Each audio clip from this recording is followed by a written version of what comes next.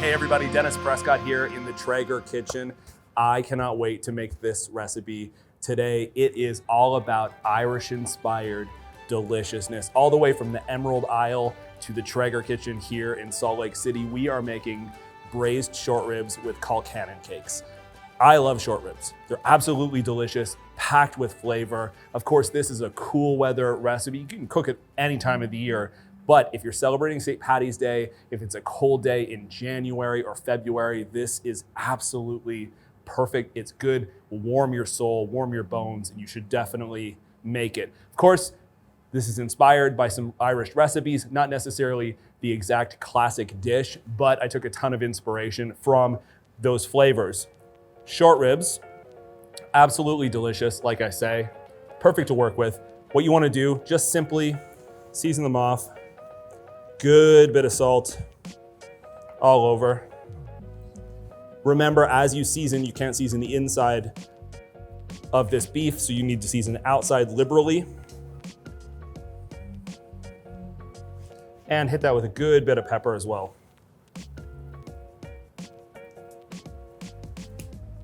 The nice thing about recipes like this, braises, it's just about time. Really, few steps to put together, but it's just about giving it the time that it needs on the grill to soak in that wood-fired goodness, to take in all of that beautiful flavor from the smoke and the heat, but it's really just about time, and you can let that kind of sit, go have a pint while you're waiting. It's a beautiful recipe for that. Short ribs, well seasoned, all over. We're gonna move back to the induction, get a nice sear on them. So pan over about a medium heat or so, olive oil, good bit of olive oil. And then we'll go just 4 at a time, work in batches here. Don't crowd the short ribs.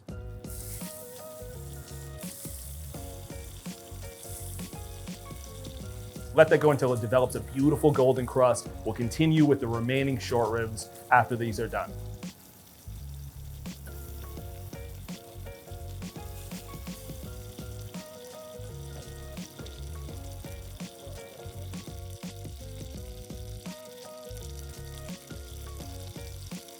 Short ribs are all browned. We're just gonna pull the last of them off here. I know that it's tempting sometimes to maybe pull these out of the pan a little bit early. It's worth keeping them in there long enough that they develop a beautiful color like this. That color is flavor. These look great, golden, perfect. Now it's time to move on to creating our sauce. So into this pan, still hot, still with a little bit of the fat and oil, we're gonna go in with a mirepoix. So this is just onions, celery, and carrots. Season this with a bit of salt. Give that a mix, and we're gonna let that sweat down, maybe 5-6 minutes, just until the veggies are softened. Veggies are nicely softened, so we're gonna go in with our herbs. So we got some rosemary. Throw in a bay leaf. We've got some thyme, garlic. Give that a stir. We're gonna cook that down for 20, 30 seconds. Go in with a good bit of tomato paste. The tomato paste itself, you really do need to give it the time to cook down. It's gonna be about 2 minutes in there. Just give it a nice stir. Make sure all the veggies hit with that tomato paste. And then of course, as we seared those short ribs off, beautiful brown bits have developed on the bottom of the pan. We want that fond to work its way into this sauce. We're gonna deglaze, of course, with a little bit of Irish goodness. Add your favorite stout. Stout to me, or a Guinness like we're using here, absolutely, just packed with flavor. And the reason that I love using a beer like this is there's a nice bit of maltiness, chocolate, coffee, all of those flavors paired with beef, absolutely perfect. Lastly, we're gonna go in with some beef stock, just to help round out our dish. So once our sauce comes to a rolling boil, I'm just gonna pull it over here, pop it down, season, a little bit of salt. Then we're gonna add our short ribs.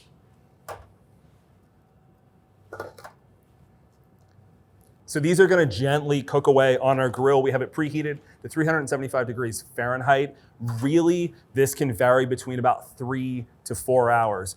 You wanna keep an eye on it, of course. I would check it maybe at the 2.5 or 3 hour mark, give it a flip halfway through. You can definitely do that. we're looking for texture here. We're looking for fall off the bone, beautifully cooked through, sauce is nicely thickened, glossy and delicious. That's really what we're looking for. So like I say, about 3 to 4 hours, but it definitely can vary. We're gonna pop this on the grill.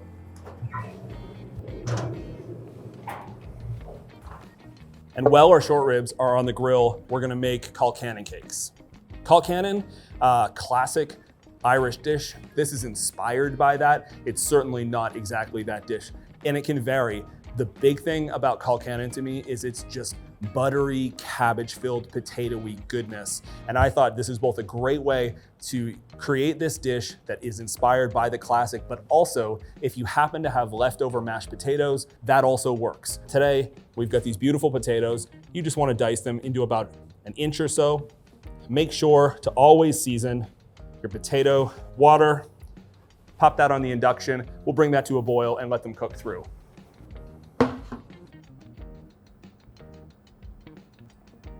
So potatoes, fork tender, they're good to go. We're gonna drain those, pop those into a bowl. We'll set them aside for now. The two main ingredients here, I mean, there's a few, but really it's about the potatoes and the cabbage. What we need to do now is cook down our cabbage. So we've got some finely chopped cabbage here.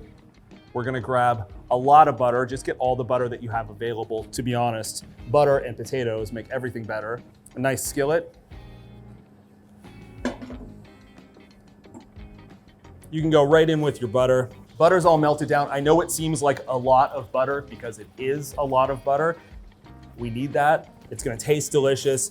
As we cook down this cabbage, it's also gonna help when we actually make our Colcannon cake. So we want that butter to work its way through the potatoes and right now through the cabbage. So cabbage in, a little bit of salt, sweat this down, give it the time that it needs to wilt, become beautiful and softened. And then we'll put our cakes together. Once our cabbage is nicely wilted, we're just gonna go straight in to our potatoes. All that butter, get every last drop in there. And then, nothing fancy, just mash the life out of it.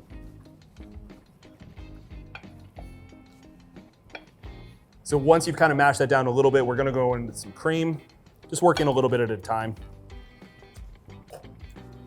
A little more salt.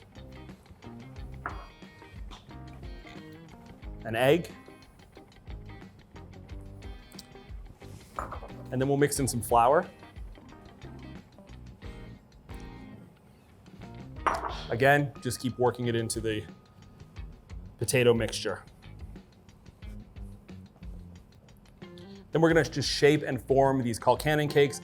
I like to go with about an inch thickness. Of course, you can make them bigger, smaller, just choose your own adventure here.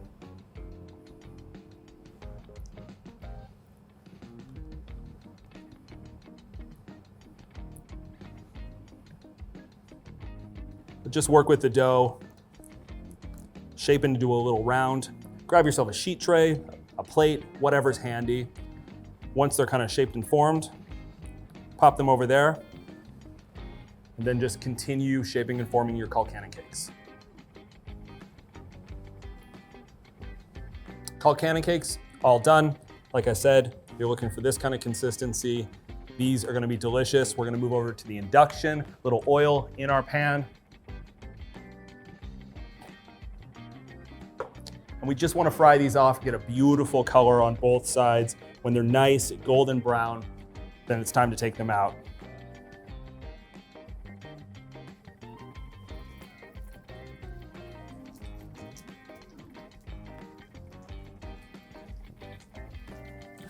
And of course, we're going to serve these Colcannon cakes today with our short ribs that are braising away on the grill.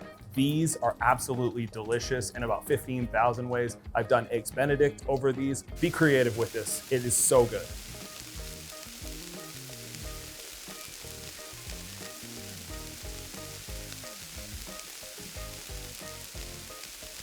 Colcannon cakes look lovely. Beautiful, fried off, golden, crispy. Now it's time to pull off these short ribs.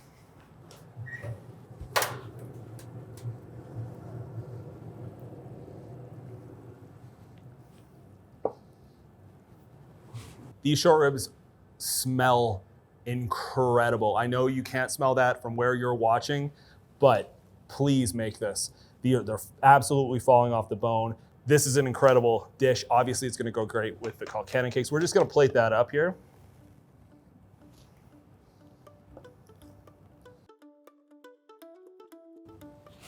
Oh, see, it's even falling off the bone.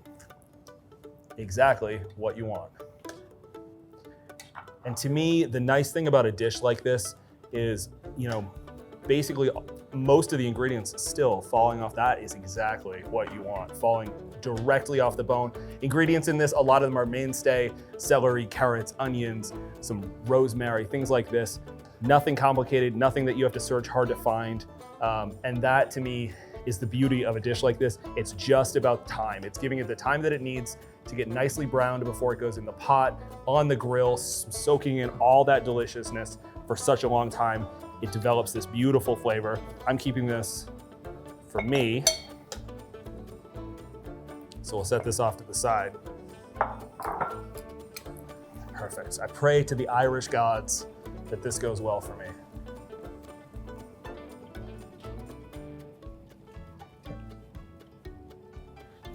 Last thing we're gonna do, a little bit of garnish. We're gonna go in with some scallions here on our Colcannon cakes. Just grab some flat leaf parsley. If you don't have it, it's still gonna taste great. But if you have some, it'll just add a nice little pop of color, nice little brightness, freshness to them.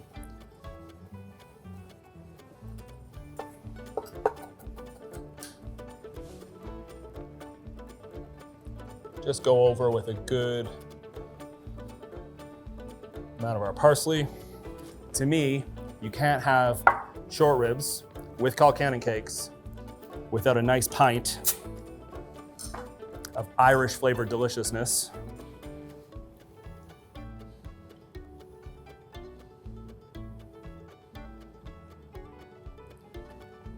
Perfect.